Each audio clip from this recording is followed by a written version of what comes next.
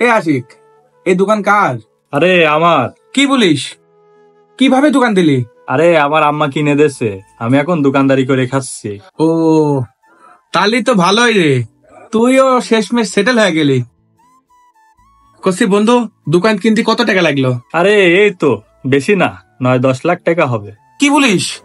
9 থেকে 10 লাখ? তোর তো তাহলে কোনো টেনশনই নেই, তোরা তো দেখছি বড় লোক হয়ে গেছিস।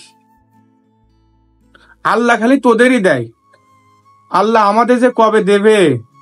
এই শোন, হতাশ না হয়ে আল্লাহর কাছে চা, আর সৎ পথে চলে কাজ কাম করে খা, আর একদিন তোরও হবে।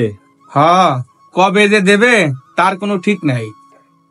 কসি বন্ধু, আমি তোর কাছে যে জন্য আইছি, আমি না অনেক বিপদের মধ্যে পড়েছি। তোর তো অবস্থা ভালোই। কসি বন্ধু, আমাকে 2000 টাকা ধার দে না। তোকে তো ভালো মন্দ গল্প শোনালাম আর অমনি টাকা চাওয়া শুরু করে দিছিস। আমি টাকা পয়সা দিতে পারবো না রে বন্ধু, টাকা পয়সা দিলে সম্পর্ক নষ্ট হয়ে যায়। আরে বন্ধু, আমারে 2000 টাকা দে না। তোদের তো এত টাকা, তোরা এত টাকা কি করবি? মাত্র 2000 টাকা দে না বন্ধু। টাকা নাই রে, অভাব, খুব অভাব। 3 দিন 3 বেলা খাতে পারছি না রে। আর এই দোকান আমার না রে, আমি এই দোকানে কাজ করি। টাকা না দেওয়ার মধ্যে ঠিক আছে, তোর টাকা লাগবি না, তোর টাকা তুই রাখ। বন্ধু, তোর কাছে আসছে অনেক বিপদ নিয়ে। সকাল থেকে মানুষের দাঁড়ে দাঁড়ে ঘুরতে ঘুরতে আমার জীবন পুরাই তিয়াস পাতা হয়ে গেছে, সামান্য কিছু টাকার জন্য। কিন্তু কারোর কাছে পেলাম না রে। আমি যাই সবার কাছে টাকার জন্য, আর সবাই আমারে দেয় কাজ। আর তুই বল, এই অসুস্থ শরীর নিয়ে আমি আর কি কাজ করব? কেন, তোর শরীরে আবার কি হয়েছে? আরে বন্ধু, আমার বুকের ভিতর প্রচুর পরিমাণ ব্যথা। মাঝে মাঝে মনে হয় দম বন্ধ হয়ে মরে গেলাম। ডাক্তারের কাছে গিয়েছিলাম, ডাক্তার কইছে এক্সরে করতে হবে, কিন্তু এক্সরে করতে 2000 টাকা লাগবে। আর সামান্য এই 2000 টাকার জন্য সবার কাছে ঘুরতে ঘুরতে আমার জীবনটা পুরাই শেষ। বলছি বন্ধু, তুই কি আমার 2000 টাকা ধার দিতে পারবি? তাহলে হাসপাতালে গিয়ে এক্সরে করতে পারতাম।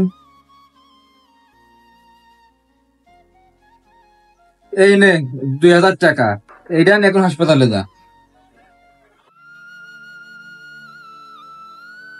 মাল তো এইটুক, এই মালে কি 3 জনের হবেই নি? ছাগলি তো আসার কথা, ফোন লাগা। ওক তো সারাদিন ধরে ফোন দিচ্ছি, ও তো ফোনই ধরতেছ না। ও দেখ ছাগল আছে। কি রে, তো কখন ফোন দিচ্ছি, তুই ফোন ধরতেছিস দিকা? তোর না আজকে মাল খাওয়ানোর কথা। ফোন ধরবো কেমন করে? টাকা ম্যানেজ করতে যা কষ্ট, মেলা কষ্ট করে টাকা ম্যানেজ করে নিয়ে আইছি। যা, এখনই যা, 2000 টাকার মাল নিয়ে গা, আজকে ভরপুর নেশা হবে। নেশা করেরা নেশার টাকা জোগাতে মিথ্যা বলতে দ্বিধা করে না। কিছু অসাধু মানুষের জন্য বন্ধু বান্ধব সবাইকে টাকা ধার দিতে চায় না। আশা করি সেই সকল নেশাখোর বন্ধুরা মিথ্যা বলে কখনো বন্ধুর কাছ থেকে টাকা ধার নিবা না। সুন্দর সুশীল পরিবেশ গড়তে মাদককে আমরা না বলি। ভিডিও ভালো লাগলে ভিডিওটি শেয়ার করবা।